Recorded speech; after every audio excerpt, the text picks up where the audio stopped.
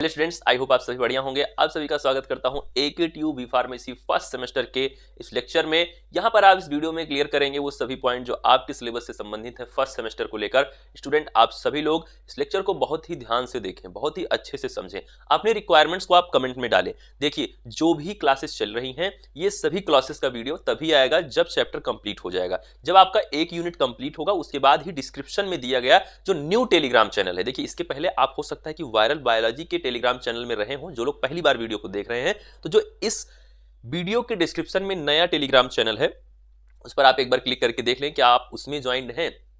जो लोग उसमें ज्वाइन रहेंगे उन्हीं को नोट्स मिलेगा, क्योंकि वो जो पहले वाला टेलीग्राम चैनल था उसमें आप अपनी प्रिपरेशन के दौरान थे। उस समय पर क्या होता था कि आप अपने लिए एडमिशन और काउंसलिंग के रिगार्डिंग वहां पर खबरें प्राप्त करते थे।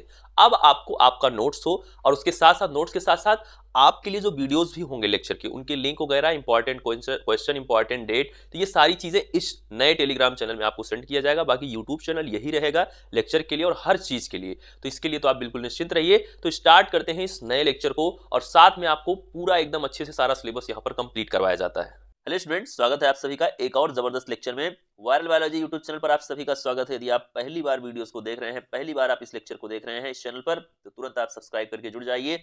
बहुत ही इंपॉर्टेंट टॉपिक, जो बायोलॉजी का भी स्टूडेंट होता है ना, वो भी 11th में है सेल डिवीजन, लेकिन कहीं ना कहीं 90% स्टूडेंट सेल डिवीजन को समझने में फेल हो जाते हैं। ये मैं आपको बता दे रहा हूँ।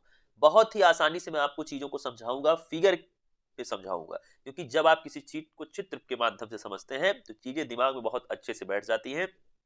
किस तरह से सेल डिवीजन होता है, आखिर प्रोसेस क्या है। देखिए, नॉर्मली तो आप जान रहे हैं सेल डिवीजन क्यों होता है। सेल डिवीजन स्टूडेंट क्यों होता है, सेल डिवीजन की रिक्वायरमेंट क्यों होती है। सेल डिवीजन की रिक्वायरमेंट हमें इसलिए होती है कि जिससे पुरानी सेल जो है हमारी, वो रिप्लेस हो सके नई सेल से। यूं कहें तो डेड सेल जो है उनका जगह नया सेल ले सके।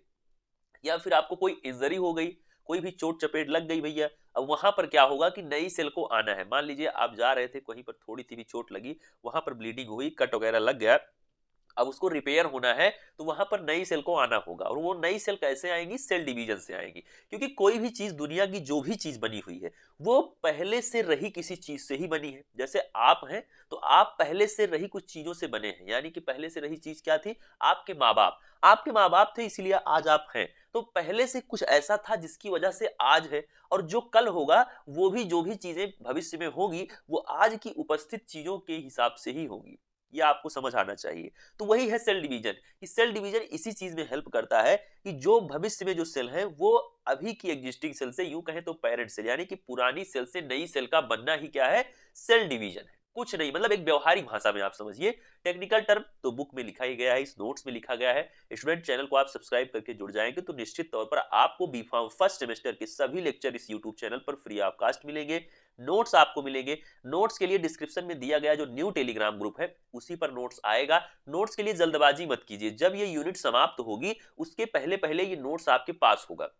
तो आप ये मत समझिए सर नोट्स आप हर लेक्चर, देखिए हर लेक्चर में मैं नोट्स यदि मान लीजिए कि देने का प्रयास करता हूं, आप थोड़ा थोड़ा मैं दूंगा, आप उसे खोते जाएंगे। और एक पूरे यूनिट का नोट्स यदि मैं देता हूं, सभी लेक्चर जो फर्स्ट यूनिट के हैं समाप्त हो जाएंगे 2 से 3 दिन में, और 2 से 3 दिन के अंदर अंदर ये नोट्स आपके पास होगा। आप इसके लिए निश्चिंत रहिए, और सब कुछ फ्री ऑफ कास्ट मिलेगा। आप चैनल को सब्सक्राइब करके जुड़ जाइए, और स्टार्ट करते हैं इस लेक्चर को। उसके साथ ही जिन बच्चों को जो स्टेट बोर्ड से, यूपी बोर्ड से हैं, उन्हें लैंग्वेज की प्रॉब्लम हो रही, बिहार बोर्ड से उन्हें लैंग्वेज की प्रॉब्लम हो रही, उनको मैं कहना चाहता हूं कि आप मेहनत करें। 1 महीने 20 दिन लगे रहेंगे, चीजों को समझने का प्रयास करेंगे। मैं देखिए बताता तो सब कुछ हिंदी में ही हूं, लेकिन जो नोट्स दूंगा वो इंग्लिश में दूंगा। क्योंकि AKTU में आप, या किसी भी यूनिवर्सिटी में, इंडिया की किसी भी यूनिवर्सिटी से आप बीफार्म कोर्स कर रहे हैं, तो कॉपी को आप हिंदी में नहीं लिख सकते। यदि आप हिंदी में लिखेंगे तो फेल कर दिए जाएंगे। क्लियर है। चलिए देखते हैं सेल डिवीजन क्या है। सेल डिवीजन एक प्रोसेस है जिसमें सेल रिप्रोड्यूस करती है खुद को, यानी कि सेल जो है वो रिप्रोड्यूस करेगी। ठीक है। The two type of cell division होगा, दो तरीके का सेल डिवीजन आपकी बॉडी में होगा। एक तो सोमैटिक सेल डिवीजन होगा। इसमें सोमैटिक का क्या मतलब है, देखिए आपकी बॉडी में दो तरह की सेल पाई जाती है, एक तो रिप्रोडक्टिव सेल, एक होती है सोमैटिक सेल। जो आपकी पूरी बॉडी है वो सोमैटिक सेल से मिलकर बनी हुई है। लेकिन जो आपका रिप्रोडक्टिव सेल है वो किस चीज के लिए है, रिप्रोडक्टिव सेल आपका हेल्प करता है, यानी कि रिप्रोडक्शन में। जो बच्चे पैदा होते हैं वो इसी रिप्रोडक्टिव सेल की ही देन है। क्लियर है।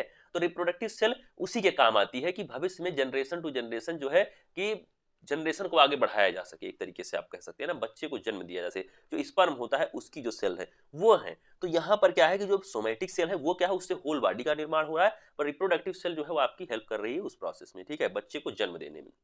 तभी तो माँ बाप की जरूरत पड़ती है। तो वही है रिप्रोडक्टिव सेल, जिसमें फर्टिलाइजेशन होता है और एक बेबी का जन्म होता है। बाकी होल बॉडी जो आपका हाथ पैर मुंह कान नाक सब बना हुआ है, सब सोमैटिक सेल से बना हुआ है। तो सेल डिवीजन दोनों में होना चाहिए, इसलिए दोनों में होना चाहिए कि आपका जो शरीर है वो लगातार बढ़ रहा है, या फिर कोई चोट लगी, या फिर आपकी डेड हो गई कोई सेल, तो उसको फिर से उसकी जगह पे नई सेल आ सके, जीवित सेल आ सके जो डेड सेल हुई। तो उसके लिए क्या जरूरत है, सोमैटिक सेल डिवीजन का। और रिप्रोडक्टिव सेल डिवीजन की भी लगातार जरूरत है, क्योंकि कहीं ना कहीं जो आपके रिप्रोडक्टिव ऑर्गन है वहां से रिप्रोडक्टिव सेल लगातार निकलती रहती है, वो लगातार बनती रहेंगी, तभी तो आगे की जनरेशन जो है वो चल पाएगी। पॉपुलेशन ग्रोथ उसी का तो नतीजा है। चलिए देखते हैं somatic cell division. A cell undergoes a nuclear division in called mitosis, यानी कि जब आपकी सेल जो है वो क्या हो, सोमैटिक सेल डिवीजन हो, और सेल क्या हो, वो न्यूक्लियर डिवीजन करे, तो उसे हम माइटोसिस बोलते हैं। क्लियर? अभी हम पढ़ेंगे आगे माइटोसिस मियासिस क्या होता है। स्टूडेंट आप सेल डिवीजन आई थिंक समझ गए हैं। सेल डिवीजन क्या है कि सेल का रिप्रोड्यूस होना, पुरानी सेल से ही नई सेल का बनना, पेरेंट सेल से डॉटर सेल का बनना। क्लियर है? चलिए आगे चलते हैं। आगे जब हम चलते हैं तो साइटोप्लाज्मिक डिवीजन को हम लोग क्या बोलते हैं, साइटोकाइनेसिस बोलते हैं। जब साइटोप्लाज्म का जो डिवीजन है, देखिए सेल डिवीजन का क्या मतलब है। सेल डिवीजन का मतलब यही है, कोई पुरानी सेल थी, उसके पास जो भी कंटेंट था उसे पहले डबल होना पड़ेगा, तभी सेल डिवीजन होगा। क्योंकि पहले की जो सेल है उसमें एक न्यूक्लियस है, कुछ साइटोप्लाज्म है, जो कि मैंने आपको सेल स्ट्रक्चर में बताया था। सेल साइटोप्लाज्म क्या होता है, वही जो जेली लाइक होता है फ्लूइड जो सेल के अंदर आपका होता है, जिसमें सेल ऑर्गेनल पड़े होते हैं। तो सेल डिवीजन के पहले साइटोप्लाज्म के कंटेंट का दुगना होना जरूरी है, तभी तो जो नई सेल होगी उसमें भी उतना ही साइटोप्लाज्म होगा जितना पुरानी वाली सेल में था। तो एक सेल से जब दो सेल बनी, तो जो नई वाली सेल बनी उसमें भी तो साइटोप्लाज्म होना चाहिए, तो साइटोप्लाज्म का भी डिवीजन होना चाहिए, उसे हम कहते हैं साइटोकाइनेसिस। क्लियर है student? To produce two genetically identical cells with the same number of original cell, somatic cell division replace dead, injured and add new ones during tissue growth। जो आपका सोमैटिक सेल डिवीजन होगा वो क्या करेगा student, replace करेगा किसको, dead और injured cell को। डेड सेल क्या है, कोई भी सेल आपकी डेड हो गई किसी भी कारणवश, या लंबे समय तक जो सेल है सेल लगातार डेड होती रहती है, नई सेल बनती है। आपकी स्किन है, तो स्किन क्या है, आप देखते होंगे स्किन निकलने लगती है, हाथ पैर की स्किन निकलने लगती है, या फिर आपको डेंड्रफ होता है, या फिर आपके डेंड्रफ आपके कहाँ हो सकता है, स्किन में भी होता है, हाथ वाथ के सिर में तो होता ही होता है। डेड सेल ही तो है जो लगातार निकल रही हैं, और अंदर से सेल आ रही है लगातार। तो डेड सेल का बनना, इंजर्ड सेल कोई भी आपको चोट चपेट लग गई वहां पर नई सेल का फिर से बन जाना, सब कुछ हील हो जाती है चोट तो। और उसके बाद नई सेल भी बनना टिश्यू ग्रोथ के केस में, जैसे कि किसी बच्चे के पास पहले कम सेल हैं, बाद में सेल बढ़ गई, तो वो क्या हुआ कि उसमें टिश्यू ग्रोथ हुआ, बच्चे की हाइट बढ़ रही है, ग्रोथ हो रही है, इसमें भी तो सेल चाहिए।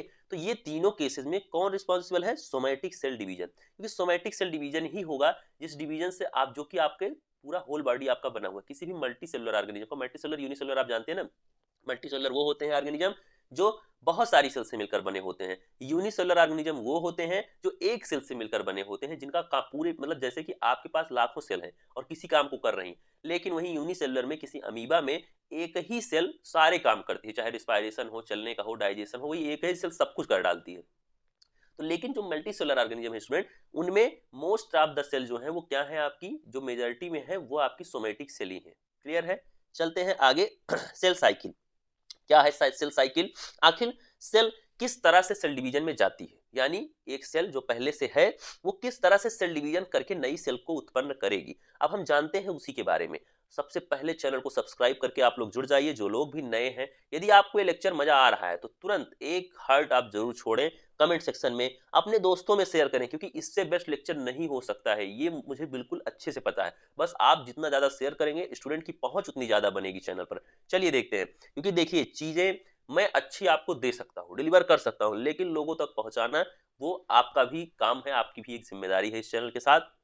तो इस मुहिम का जरूर आप हिस्सा बने, जहां पर आपको सारी चीजें बहुत ही कॉन्सेप्चुअल तरीके से फिगर के बेसिस पे समझाई जा रही है। अभी पूरा सेल डिवीजन किस तरह से क्लियर कर दूंगा, आप बोलेंगे इससे अच्छा सेल डिवीजन कभी नहीं पढ़ा था। चलिए देखते हैं सेल साइकिल क्या है। एक सीक्वेंस है, ऑर्डरली एक सीक्वेंस इवेंट है, जिसमें क्या होता है कि सोमैटिक सेल डुप्लीकेट होती है। डुप्लीकेट मतलब अपनी हूबहू कॉपी बनाना। डुप्लीकेट स्टूडेंट क्या है, अपनी हूबहू कॉपी बनाना। देखिए आप अपने माता पिता की तरह नहीं दिखते, दो हाथ दो पैर हैं, आप हैं, मतलब एक तरीके से आप यूं कह सकते हैं कि एक आइडेंटिकल कॉपी तो आप हैं। उनके पास भी दो हाथ था, आपके पास भी दो हाथ है, उनके पास दो पैर था, आपके पास दो पैर, लेकिन फेस आपका अलग है। माँ बाप की तरह ही आपका चेहरा हो ऐसा जरूरी नहीं है, एग्जैक्टली जरूरी नहीं है। कुछ लोग होते हैं अपने मम्मी पापा की तरह, लेकिन मोस्ट ऑफ द केसेस में नहीं होते हैं। क्यों? क्योंकि वहां पर सेक्सुअल रिप्रोडक्शन होता है। जहां पर सेक्सुअल रिप्रोडक्शन होगा वहां पर अंतर आता है, वहां पर म्यूटेशन होता है, वहां पर शक्लें अलग अलग हो सकती हैं। क्यों? क्योंकि मम्मी पापा दोनों का रोल है, आपको बनाने में आपके मम्मी पापा दोनों का रोल है, किसी एक ने आपको नहीं बनाया है। लेकिन वहीं पर यदि बात करें सेल डिवीजन की, यदि बात करें किसी पेड़ पौधे की, तो पेड़ पौधे जो है वो कहीं ना कहीं मोस्ट ऑफ द केसेस में सेक्सुअल रिप्रोडक्शन नहीं कर रहे हैं। मान लीजिए आप किसी के गुलाब की डाली को तोड़कर ले जाके लगा रहे हैं, तो वहां पर सेक्सुअल रिप्रोडक्शन नहीं है। वहां पर वो पेड़ आपका हूबहू उसी पुराने गुलाब की तरह होगा। पुराना गुलाब का जो पौधा था वो कैसा था? वो गुलाबी फूल देता था, तो नया गुलाब का पौधा भी गुलाबी फूल ही देगा, एग्जैक्टली उसी शेप उसी साइज का फूल देगा। ऐसा इसलिए हुआ क्योंकि वहां सेक्सुअल रिप्रोडक्शन नहीं हुआ। यदि सेक्सुअल रिप्रोडक्शन हुआ होता तो कुछ ना कुछ चीजें जरूर अलग हो जाती। यही फर्क है, यही फर्क है यहाँ पर कि जो ये सेल्स हैं वो अपने पुराने सेल की ही तरह सेल को बनाएंगी। यानी कि जो सेल का होगा वो क्या होगा? डुप्लीकेशन होगा। हमारे केस में डुप्लीकेशन नहीं होता है, जैसे हम अपने मम्मी पापा की तरह हूबहू नहीं दिखते हैं। तो यही चीज है। It consist interphase and mitotic phase. देखिए सेल साइकिल में मेनली दो फेज है। कौन कौन से स्टूडेंट? इंटरफेज और माइटोटिक फेज। ये जो इंटरफेज है ये है तैयारी वाला फेज। जब आपको कहीं जाना होता है, कहीं पर आप मान लीजिए शादी ब्याह में कहीं जाते हैं, तो आप पहले तैयार होते हैं, अपने मन को बनाते हैं किस तरह से जाना है, किस तरह से कपड़े पहनना है, किस तरह से क्या करना है, पूरा माहौल बनाते हैं आप। फिर उसके बाद एक समय आता है जब आप निकल जाते हैं घर से और वहां पहुंच जाते हैं। लेकिन तैयारी आप कई दिनों दिनों से पहले करने लगते हैं। किसी के घर में शादी पड़ी है तो कई महीनों पहले शादी की तैयारी होने लगती है। मतलब यही है कि सेल डिवीजन होगा उसके पहले सेल तैयारी करेगी, खुद को मेटाबॉलिकली एक्टिव करेगी, अपने कंटेंट को, अपने डीएनए को रेप्लिकेशन करेगी। ये सारी चीजें इंटरफेज में आती हैं। यानी जो इवेंट होना है उसके पहले की तैयारी, शादी होनी है लेकिन उसके पहले की तैयारी, उसे इंटरफेज बोलेंगे। शादी होने की नहीं तैयारी को इंटरफेज बोलेंगे, मतलब सेल डिवीजन के पहले की तैयारी को इंटरफेज बोलेंगे। और स्टूडेंट जो एक्चुअल डिवीजन होगा, जो शादी होगी, जो सेल डिवीजन होगा, वो क्या होगा? माइटोटिक फेज होगा। शादी बोल दे रहा हूं तो ऐसा मत समझ लेना कि सेल का शादी हो रहा है, नहीं, मैं समझाने का प्रयास कर रहा हूं। शादी के पहले की तैयारी जैसे होती है वैसे सेल डिवीजन के पहले वाली तैयारी है जिसे इंटरफेज कहते हैं। ये शादी शादी बार बार इसलिए आ रहा है ना कि इस समय शादियों का सीजन भी चल रहा है, तो इसीलिए दिमाग में वो चीज आ गई, आपको समझाने का एक प्रयास मात्र है। चलिए देखते हैं आगे। आगे जब हम देखते हैं इसको फिगर के माध्यम से समझते हैं। ये तो थी थ्योरेटिकल नॉलेज। अब आते हैं थोड़ा सा प्रैक्टिकल हो जाते हैं। ये एक सेल है, सेल आप देख रहे हैं स्टूडेंट, यहां पर आपको दो फेजेस दिख रहे हैं, एक माइटोसिस फेज, एक इंटरफेज। मैंने बताया इंटरफेज वो फेज है जो तैयारी वाला फेज है। इंटरफेज तीन प्रकार का होता है, G1S G2। ध्यान दीजिएगा फिगर में लिखा भी गया है कि G1S G2 आपको दिख रहा है। G1 फेज वो होगा जिसमें सेल की ग्रोथ होगी, क्लियर रखिएगा। G1 फेज से ही सेल डिवीजन स्टार्ट हो जाता है कहीं ना कहीं। अब लेकिन ये इंटरफेज है, मतलब सेल की डिवीजन का तैयारी वाला फेज है। माइटोसिस क्या है? एक्चुअल डिवीजन वाला फेज है इतना। अब यहां पर जब सेल डिवीजन होगा पहले सेल की ग्रोथ होगी, फिर स्टूडेंट आएगा एस फेज। कभी G1 G2 वाली फीलिंग मत लेने लगना, G1 और G2 के बीच में एस आता है। जब कोई बोले इंटरफेज क्या है तो वो बता सकते हो कि G1S G2 इन फेजेस से मिलकर बना होता है इंटरफेज। इंटरफेज क्या है? जिसमें सेल जो है वो खुद को तैयार करती है, प्रिपेयर करती है for the cell division, clear है। अब यहाँ क्या होगा कि जो G1 होगा उसमें सेल का ग्रोथ होगा, एस को हम एस फॉर सिंथेसिस फेज बोलते हैं। यानी इसमें डीएनए का रेप्लिकेशन होगा, यूं कह सकते हैं कि डीएनए की सिंथेसिस होगी, पुराना जो डीएनए है उससे एक और डीएनए बन जाएगा और वही डीएनए नई सेल में होगा। तो पहले से डीएनए की सिंथेसिस स्टार्ट हो जाती है। G2 फेज जो आपका आएगा स्टूडेंट, वो आपका प्रिपरेशन होगा माइटोसिस के लिए, क्लियर है। यहाँ पर फाइनल प्रिपरेशन होगी माइटोसिस के लिए, और फिर एक cell division, actual cell division देख रहे हैं ना, इसी फेज में माइटोसिस। माइटोसिस जो है वो चार प्रकार का होता है, मैं आपको बता देता हूँ। चार पार्ट में हम डिवाइड करते हैं इस फेज को, प्रोफेज, मेटाफेज, एनाफेज, टीलोफेज। कैसे याद रखेंगे? आप इसे याद रख सकते हैं PM8, PM8, ठीक है। PM8 क्या है? P for prophase, metaphase, anaphase, telophase. तो PM8 यदि आप याद रखते हैं तो आपको माइटोसिस याद हो गया। अब चलते हैं सभी फेजेस के बारे में विस्तृत रूप से हम जानकारी लेते हैं। आप बोलेंगे साइटोकाइनेसिस क्या है? साइटोकाइनेसिस भी बताया तो था ऊपर ना कि साइटोप्लाज्म के कंटेंट का दोगुना होना, वही एक तरीके से साइटोकाइनेसिस है। तो वो चीज़ तो होती ही होती है क्योंकि साइटोप्लाज्म के बिना दुगुना हुए कोई सेल बन ही नहीं सकती, है ना? चलिए, इंटरफेज क्या है? Period between cell division. Cell division, हर सेल डिवीजन के बीच का ये पीरियड है। जाहिर सी बात है, एक सेल डिवीजन जब हो जाएगा उसके बाद फिर एक इंटरफेज होगा जिसमें सेल एक्टिव होगी, खुद को तैयार करेगी, फिर अगला सेल डिवीजन होगा। मतलब हर सेल डिवीजन के बीच में ये एक पीरियड है, एक फेज है। मतलब ऐसा पीरियड जो किसी सेल डिवीजन, दो सेल डिवीजन के बीच का जो पीरियड है उसी को इंटरफेज तो कह रहे हैं स्टूडेंट। हर सेल डिवीजन के बाद तो सेल इंटरफेज में जाएगी, वही बात है। Chromosome not visible under light microscope. इस फेज में क्रोमोजोम जो है वो विजिबल नहीं होता है। It consist of 3 phases. इसमें 3 फेजेज होते हैं। कौन कौन से? G1 S G2 phase. G1 phase क्या होगा? G1 फेज में मेटाबॉलिकली एक्टिव सेल डुप्लीकेट करेगी मोस्ट ऑफ इट्स ऑर्गेनल, अपने ज्यादातर ऑर्गेनल को, साइटोसॉलिक कंपोनेंट्स को। Replication of chromosome began, start हो जाएगा। और G1 फेज आपका 8 से 10 घंटे के लिए होता है। क्लियर कर लीजिएगा, इंटरफेज का ये पहला फेज है। फिर आएंगे हम यस फेज पर। यस फेज क्या है? देखिए यहां पर आपको दिया भी गया है किस तरह से। एक सेल है, उसका न्यूक्लियोलस है, उसमें क्रोमैटिन वगैरह है, यहाँ पर आपकी न्यूक्लियर एनवलप है। तो यहाँ आपको सारी चीजें दिख रही। साइटोसॉलिक कंटेंट मतलब जिसे हम साइटोप्लाज्म बोलते हैं, प्लाज्मा मेम्ब्रेन है। तो किस तरह से ये आपका एक्चुअली में परफॉर्म होता है, क्या होगा? अब यस फेज आएगा। यस फेज क्या है? रेप्लिकेशन होगा डीएनए का। डीएनए का रेप्लिकेशन होगा स्टूडेंट। डीएनए रेप्लिकेट करना बताया, यस फॉर सिंथेसिस फेज। तो अब यहाँ डीएनए का रेप्लिकेशन होगा, सेंट्रोसोम होगा, उसका भी रेप्लिकेशन होगा। इट लास्ट 6 आवर, ये लगभग 6 घंटे का होता है। क्लियर है? आएगा G2 फेज। G2 फेज क्या है student? G2 phase cell growth, enzyme and protein synthesis continue. Cell का ग्रोथ होगा, एंजाइम और प्रोटीन का सिंथेसिस होगा, रेप्लिकेशन होगा सेंट्रोसोम का। इट लास्ट 4 to 6 आवर, ये लगभग 4 से 6 घंटे की होती है। क्लियर है? यहां तक आपको इंटरफेस था जहां सेल खुद को प्रिपेयर कर रही है, लेकिन यहां तक सेल खुद को अलग करने का कोई इवेंट नहीं करती है। यहां तो बस सेल खुद को एक्टिव कर रही है, सेल खुद के ऑर्गेनल्स को ज्यादा से ज्यादा संख्या में बना रही है, सेल अपने डीएनए को रेप्लिकेट कर रही है, डीएनए को बना रही है। बट अभी दो न्यूक्लियस बनने की बात नहीं हुई। किसी भी सेल के बनने में सबसे ज्यादा जरूरी है वो है डबल कंटेंट ऑफ साइटोप्लाज्म और डबल न्यूक्लियस। क्यों? क्योंकि न्यूक्लियस ही किसी सेल का कंट्रोल सेंटर होता है। किसी सेल में क्या होगा ये उसके न्यूक्लियस में ही कोड होता है। क्यों? क्योंकि वहां पर डीएनए होता है और डीएनए में ही तो इंफॉर्मेशन जो है वो रखी होती है कि कोई कैसा है, आप कैसे दिख रहे हैं स्टूडेंट, आपकी शक्ल कैसी है, बंदर की शक्ल कैसी है, आपके मम्मी पापा की शक्ल कैसी है, आपके चाचा चाची की शक्ल कैसी है, ये सब कुछ डीएनए पर डिपेंड करता है। डीएनए इसमें बहुत ज्यादा रोल करता है। आप कैसे हैं, आपको कोई जेनेटिकली कोई बीमारी है जो कि पिछली पीढ़ी से इस पीढ़ी में आई है। बहुत सी ऐसी बीमारियां होती हैं जो किसी भी परिवार में वो माँ बाप को भी थी, बच्चे को भी है, आगे भी होंगी। तो वो क्या है? वो उसी डीएनए में है। ठीक है? क्लियर है? चलिए देखते हैं आगे के फेजेस की। अब हम चर्चा करते हैं। आता है एक्चुअल डिवीजन। अब जो डिवीजन होगा, अब आता है माइटोसिस। इंटरफेज आप पढ़ चुके हैं। आई होप आपको लेक्चर बहुत अच्छे से समझ में आ रहा है। तुरंत वीडियो को आप एक लाइक जरूर करें और ज्यादा से ज्यादा शेयर करें। नोट्स आपको डिस्क्रिप्शन में दिए गए टेलीग्राम ग्रुप में मिलता ही रहेगा, तो आप वहां पर भी जरूर जुड़ जाएं।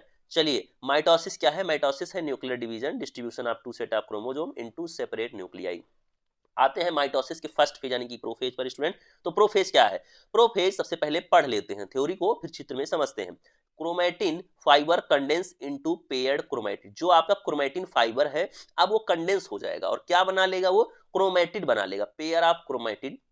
Nucleus and nuclear envelope disappear. जो न्यूक्लियस था उसके ऊपर जो न्यूक्लियर इनवलप होता है वो डिसअपियर हो जाएगा, मतलब खो जाएगा, खत्म हो जाएगा। न्यूक्लियस जो होता है वो एक तरीके से एक न्यूक्लियर इनवलप से बाउंड होता है ना, तो अब वो डिसअपियर होना स्टार्ट होगा।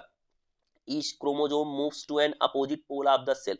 जितने भी क्रोमोजोम है वो अब अपोजिट पोल पर जाना स्टार्ट करेंगे। मतलब अपोजिट पोल पर क्यों जाएंगे? अपोजिट पोल पर जाएंगे तभी तो डिवीजन होगा। जैसे कुछ क्रोमोजोम अलग पोल पर चले गए, मतलब पोल का मतलब क्या है? जैसे ये एक चीज है, तो पोल का मतलब ये होता है ये दोनों एक दूसरे के पोल हैं, जो मैंने गोला गोला बनाया ये एक पोल है। तो जब क्रोमोजोम यहाँ यहाँ पहुंच जाएंगे तो डिवीजन यहाँ 20 से हो जाएगा और दो सेल बन जाएंगी। इसीलिए पहले अलग अलग पोल्स पर जाना जरूरी है। तो आप देख पा रहे हैं इसमें गौर से, एक प्लाज्मा मेम्ब्रेन है, यहाँ पर आपको सेंट्रियोल्स दिख रही हैं, यहाँ पर आपको और क्या दिख रहा है स्टूडेंट? स्पिंडल फाइबर दिख रहा है।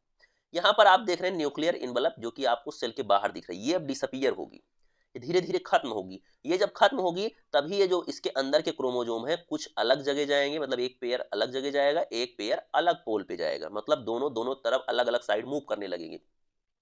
फिर उसके बाद क्या होगा, साइटोसॉल कंटेंट ये भी तो डबल होगा, बाद में होगा ये। खैर इस फेज में जो चीजें हो रही हम सिर्फ उतना जानते हैं अभी। तो क्या हो रहा है इसमें, क्रोमेटिन फाइबर कंडेंस होकर पेयर में बना ले रहा है, मतलब जो क्रोमेटिन जो है पहले क्या था, क्रोमेटिन फाइबर ऐसे उलझा उलझा था, ऐसे ऐसे ऐसे ऐसे, अब वो देखिए कंडेंस हो गया है और एक पेयर पेयर में आ जा रहा है। और ये पेयर में कब आ रहा है, प्रोफेज के दौरान आ रहा है। क्लियर है, न्यूक्लियर इन्वलप जो है वो डिसअपियर हो रहा है, लगातार न्यूक्लियर इन्वलप जो है वो डिसअपियर हो रहा है, मतलब हट रहा है।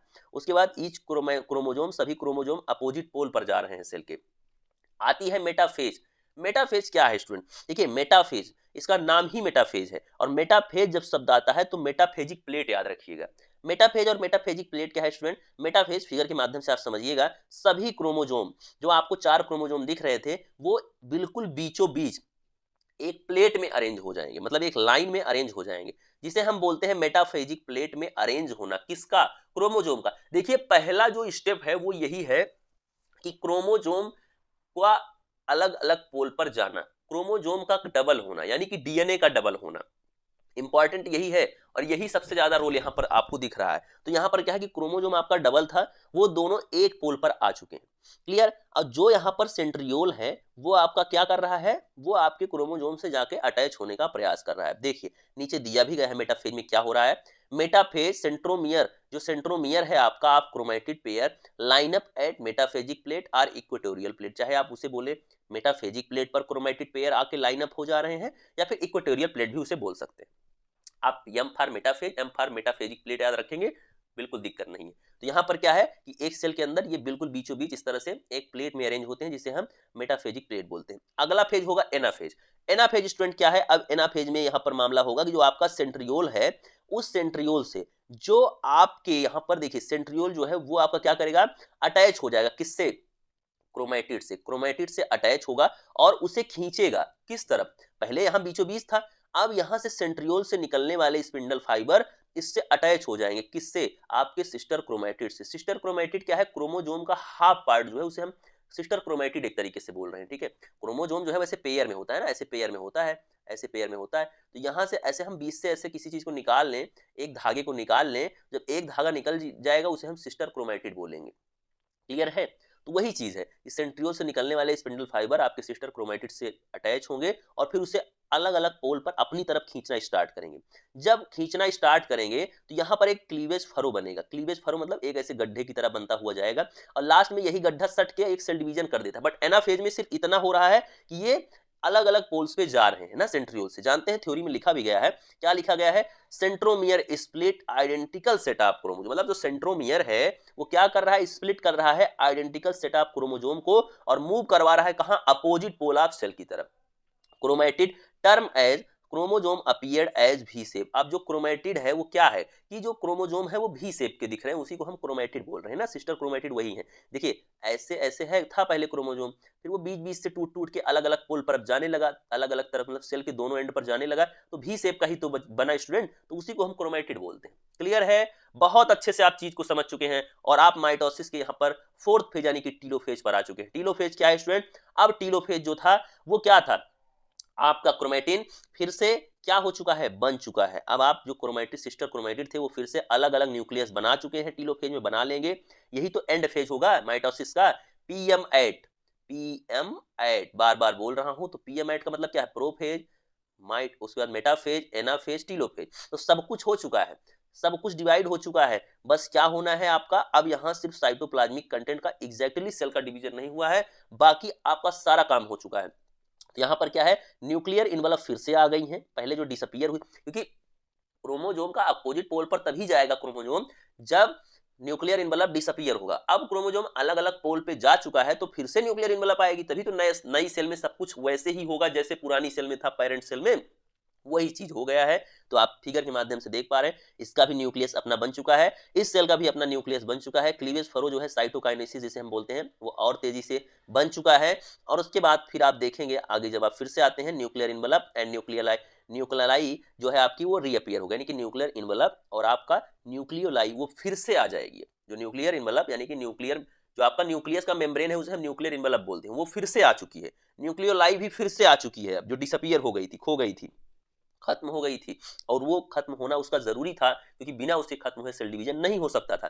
क्रोमोजोम फिर से रिज्यूम कर जाएंगे इसके फॉर्म में, क्रोमेटिन फॉर्म में। माइटोटिक स्पिंडल फिर से डिसअपीयर हो जाएंगे, जो स्पिंडल जो आपके इस क्रोमोजोम यानी कि क्रोमोजोम को खींचते थे अपोजिट पोल पर, माइटोटिक स्पिंडल इसे बोलते हैं, जो अटैच होते हैं जाके क्रोमोजोम से और उसे पुश करते हैं अपनी तरफ लेके आते हैं, किसको, आपके क्रोमोजोम को जो लेके आते हैं उसे माइटोटिक स्पिंडल बोलते हैं, वो फिर से डिसअपीयर हो जाएंगे।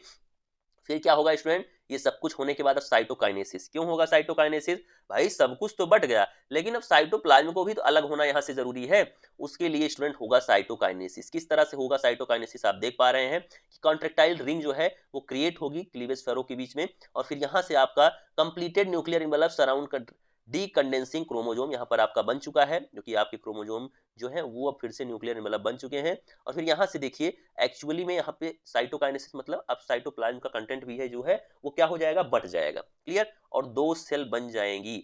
Cytoplasmic division, contractile ring form cleavage furrow around the centre of cell dividing cytoplasm into separate. मतलब ये किस लिए होता है साइटोकाइनेसिस, जब सेल डिवीजन का सब कुछ बट जाए तो जो साइटोप्लाज्म है उसको डिवाइड करती हैं into separate and equal portion में।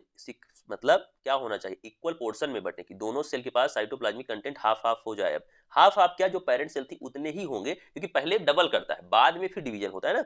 Reproductive cell division is mechanism that produces gamete the cell indeed to form the next generation of sexually reproducing organism. यानी जो आपका रिप्रोडक्टिव सेल होगा उसका जो डिवीजन होगा वो क्या होगा स्टूडेंट, उसमें गैमीट बनेगा। तो गैमीट बनने के लिए क्या होगा, वो क्यों रिक्वायरमेंट है गैमीट का बनना, जिससे नेक्स्ट जनरेशन हो सके, किसके लिए, आपके लिए, सेक्सुअल रिप्रोड्यूसिंग ऑर्गेनिज्म के लिए, जिससे जो सेक्सुअली रिप्रोड्यूसिंग ऑर्गेनिज्म है उनके लिए क्या हो, बच्चे को वो जन्म दे सके। इसके लिए सेक्सुअली जो आपकी सेल है, जो आपकी कौन सी सेल है, रिप्रोडक्टिव सेल है, उनका भी तो डिवीजन होना चाहिए। This process consist of a special two step division called meiosis and meiosis second. Somatic cell का डिवीजन क्या था, माइटोसिस। अब रिप्रोडक्टिव सेल मतलब अभी तक आपकी बॉडी की जितनी सेल बनती हैं उनके बारे में थी बात। अब रिप्रोडक्टिव सेल, रिप्रोडक्टिव क्या सेल है, कौन सी सेल होती हैं, जो गैमीट फॉर्म करती हैं, जिसके थ्रू बच्चे का जन्म होता है, जो सेक्सुअल रिप्रोडक्शन में जरूरी होती हैं। उसके लिए अब जो सेल बनेगी वो मियासिस फर्स्ट और मियासिस सेकंड में बनेगी। आई होप माइटोसिस आपको समझ में आ गया है। अब मियासिस हम पढ़ते हैं। अब यहाँ पर आपको समझने की जरूरत है, जितनी आसानी से मैं समझा रहा हूं उतनी आसानी से ही आपको चीजों को समझते हुए चलना भी है। आपको बहुत अच्छे से लेक्चर को आप रिपीट कर करके देखिए, जरूरी नहीं एक बार में सब कुछ आ जाए, आप रिपीट करके देखेंगे हर बार नया सीखेंगे। तो बार बार देखिए, बार बार समझिए। सेल डिवीजन थोड़ा टफ होता है बट मैं जैसा पढ़ा रहा हूं बिल्कुल आसान हो गया होगा आपके लिए, और निश्चित तौर पर हो गया होगा। इससे आसान सेल डिवीजन कोई पढ़ा भी नहीं सकता, आज तक आप पढ़े होंगे तो भूलते ही रहे हैं। माइटोसिस आपने पढ़ लिया, जो कि बॉडी की सभी सेल को डिवाइड करता है। अब यहां पर आ रहा है रिप्रोडक्टिव सेल, यानी कि जो मियासिस होगा, और मियासिस दो तरह का होता है, myiasis first and myiasis second. Clear है, दो तरह का मियोसिस होता है। ये रिप्रोडक्टिव सेल को डिवाइड करेगा। और रिप्रोडक्टिव सेल क्यों बनना जरूरी है आपकी सेल में, बच्चा पैदा करने की जो क्षमता है, एक तरीके से डायरेक्टली बोले तो बेबी बर्थ के लिए रिप्रोडक्टिव सेल का बनना आपकी बॉडी में जरूरी है, तभी आप क्या हो पाएंगे, आगे अपनी नेक्स्ट जनरेशन को प्रोसीड कर पाएंगे। इन which the number of chromosome in nucleus is reduced by half. इसमें जो नंबर ऑफ क्रोमोजोम है न्यूक्लियस में वो रिड्यूस हो जाता है बाई हाफ। ठीक है, मियोसिस हो रहा है। मियोसिस आप ध्यान से देखेंगे, मियोसिस फर्स्ट सबसे पहले क्या होगा, मियोसिस फर्स्ट हम पढ़ेंगे। मियोसिस क्योंकि दो पार्ट में है, meiosis first and meiosis second. आप देख पा रहे हैं ये एक oocyte सेल है। इसमें क्या हो रहा है, यहाँ प्रोफेज फर्स्ट आपको देखिए है वही, प्रोफेज मेटाफेज एनाफेज टीलोफेज, जैसे आपके माइटोसिस में था, नाम वही है यहाँ पर भी इसका, कि आपका पीएमएट मतलब प्रोफेज मेटाफेज एनाफेज टीलोफेज। यहाँ पर क्या है, बस आप फर्स्ट सेकंड लगा दीजिएगा। तो प्रोफेज में क्या हो रहा है, आप देख सकते हैं कि आपके डबल हो गया न्यूक्लियस आपका। मेटाफेज में फिर क्या हुआ, मेटाफेज में इक्वेटोरियल प्लेट पे आ गए।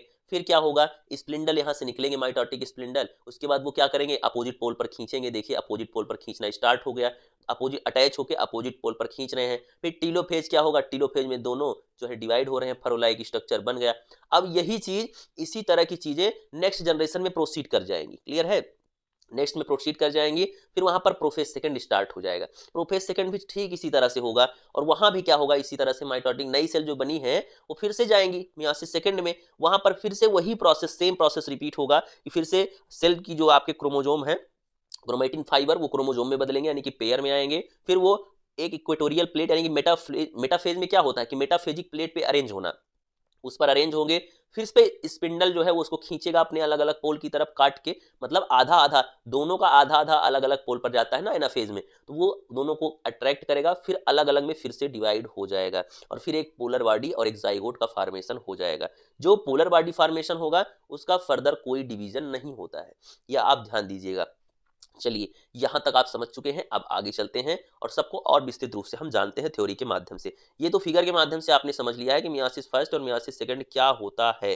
देखिए स्टूडेंट, चीजें बहुत आसान हैं, बस आपको थोड़ी अंडरस्टैंडिंग रखनी होगी कि चीजों को समझते टाइम अपने दिमाग को बिल्कुल खुला रखना है। जरूरी नहीं कि आप इन वीडियोस को एक बार में देखें, यदि आपकी उतनी, देखिए करने के लिए तो आप कर सकते हैं, मैं ये नहीं कह रहा हूं, हम जैसे जिसकी हैबिट है वो कर सकता है, बट अगर आपको चीजें थोड़ा टफ लग रही है तो पहले आप मेटाफेज देखिए, उसके बाद आप किसी और आगे की चीज को देखिए, फिर प्रोफेज समझिए, फिर आप आगे की साइटोकाइनेसिस समझिए, आप एक एक स्टेप करके समझिए। आप पहले माइटोसिस समझे तब मियोसिस समझे, ये आपकी कैपेसिटी, आपको खुद समझना होगा कि आप किस तरह से। लेकिन मैं पूरा सेल डिवीजन इसलिए साथ पढ़ा रहा हूं क्योंकि चीजें सब कहीं ना कहीं आगे के स्टेप में सेम होगी। मैं लगातार अभी वीडियो को तोड़ दूंगा तो वो कहीं ना कहीं ब्रेक हो जाएगा, जो रिदम है वो ब्रेक हो जाएगा, जिससे आप पुरानी चीजों से नई चीजों को रिलेट कर सकें। माइटोसिस की तरह ही मियोसिस है, कुछ बहुत अंतर नहीं है, बस वो किस लिए होता था आपका माइटोसिस, वो होता था सोमैटिक सेल के लिए, ये आपका है रिप्रोडक्टिव सेल के लिए। चलिए चलते हैं, इसमें आपका क्या होगा, 4 फेजेस होंगे मियासिस फर्स्ट में। सबसे पहले myiasis first, prophase first, metaphase first, anaphase first, telophase first and cytokinesis, वो तो होगी ही होगी क्योंकि बिना cytoplasm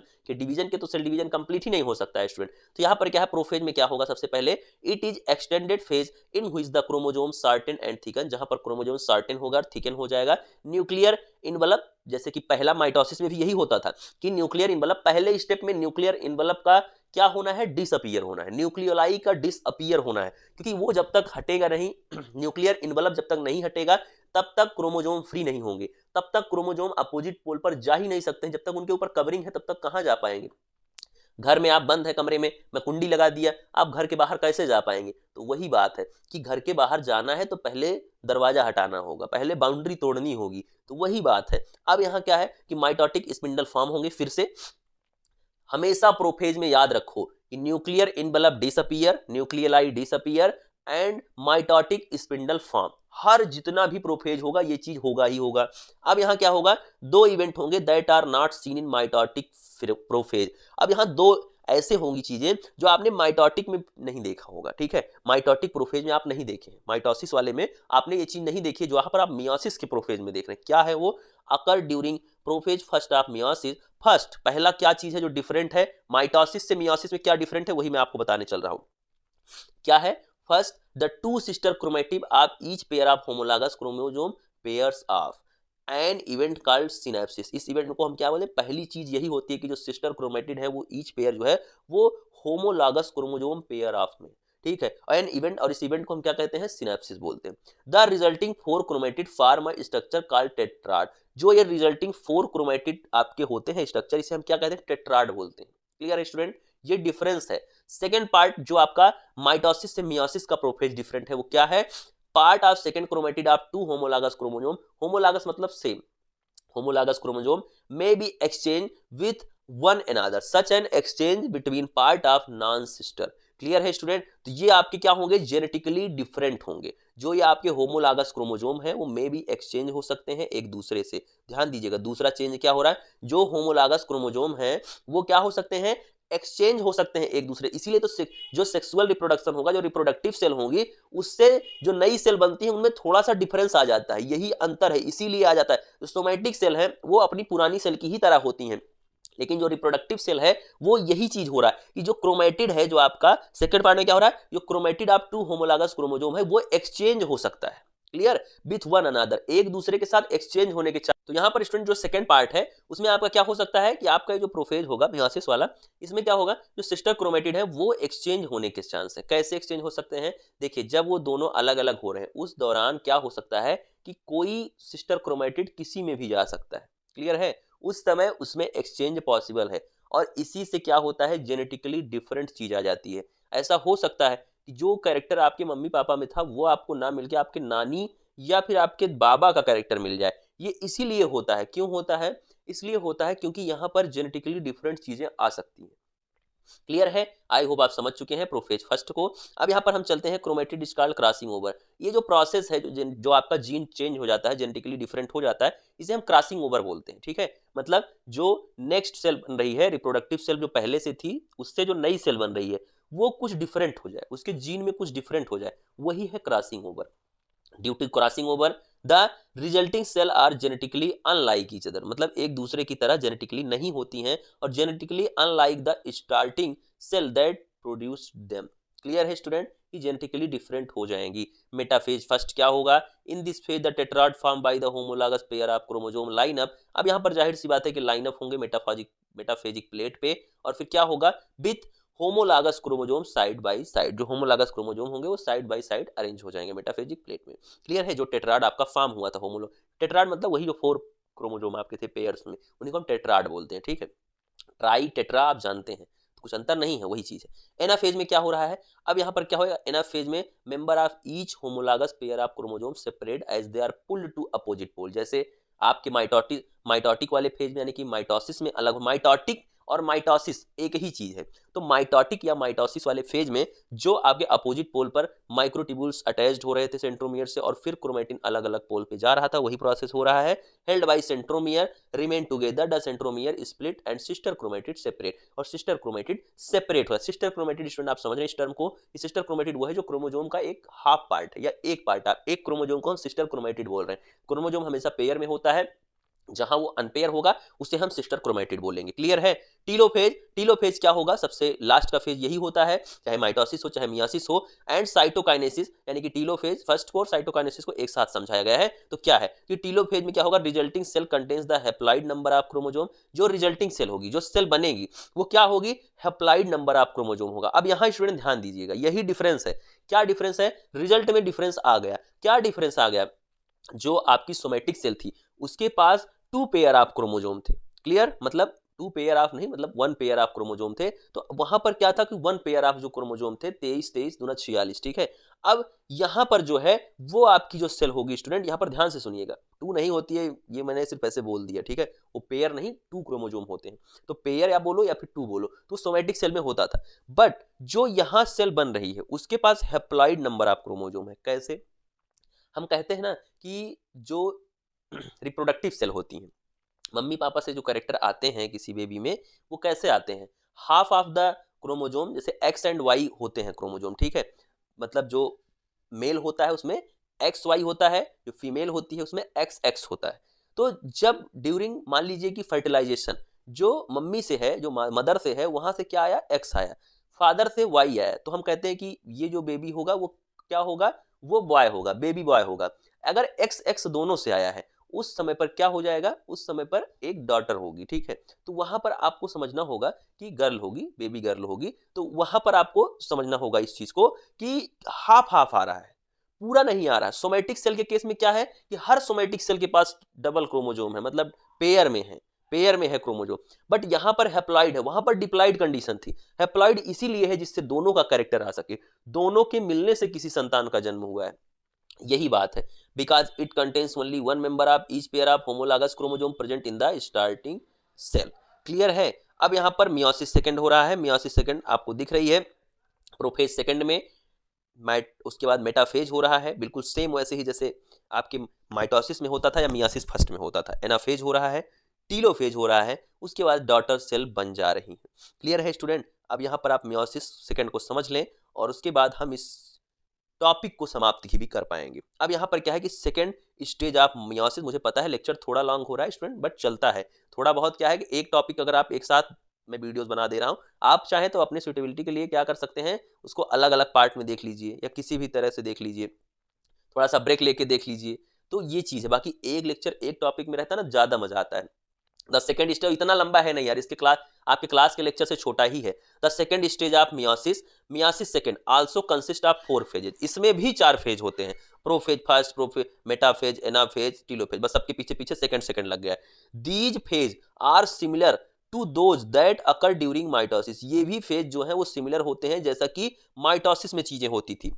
the centromere split, centromere इसमें भी स्प्लिट होता है। सिस्टर क्रोमेटिड सेपरेट होते हैं, अपोजिट पोल पर मूव करते हैं और उसके बाद क्या होता है, एक सेल का साइटोप्लाज्मिक डिवीजन यानी कि साइटोकाइनेसिस होके और 2 सेल बन जाती हैं। आई होप आप समझ चुके हैं। पूरे सेल डिवीजन को मैंने बहुत बेहतर तरीके से आपको समझाया है।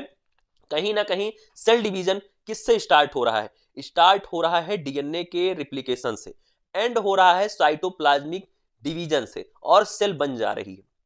आपको रिप्रोडक्टिव सेल का डिवीजन और सोमैटिक सेल का डिवीजन समझ में आ जाए। सोमैटिक मतलब जो बॉडी का निर्माण कर रही है, एक होल बॉडी जिससे बनी हुई है, आप कह सकते हैं बॉडी बिल्डिंग सेल है। और रिप्रोडक्टिव सेल वो है जो नेक्स्ट जनरेशन के लिए जरूरी है, जो नेक्स्ट जनरेशन के लिए जरूरी है, जैसे कि आपका ओवम है, जैसे कि स्पर्म की सेल है। तो ये सारी चीजें क्या है, ये आपको किसके लिए है? रिप्रोडक्टिव सेल के लिए। ये हमने मियोसिस में जाना है। आप चीजों को बहुत अच्छे से समझ चुके हैं। सब कुछ 4 चीज के अराउंड था। वो था प्रोफेज, मेटाफेज, एनाफेज, टीलोफेज, यानी कि पीएम एट, इसी के इर्द गिर्द सब घूमता है।